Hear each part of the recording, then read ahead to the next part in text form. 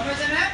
এই ৰকেটটোৰ সহায়ত ৰকেটটোৰ ভিতৰতে সেই যানখন সোমাই আছে।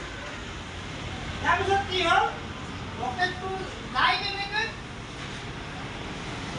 গাড়ী এখনত চাবি পকাই হয় না ষ্টাৰ্ট হয়, তাৰপিছত দিয়াৰ লগে গাড়ীখন গুচি যায়।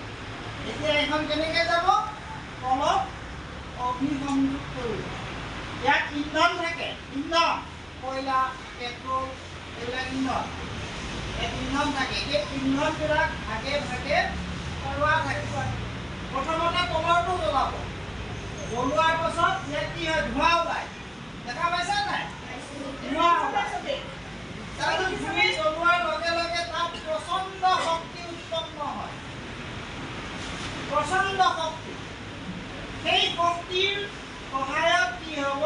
এই ৰকেটটো ওপৰলৈ উঠিব। আৰু ইয়াত যিমানখিনি বোলে গুৱাহাটীলৈ গ'লে বোলে 7 লিটাৰ তেল লাগে, 7 লিটাৰ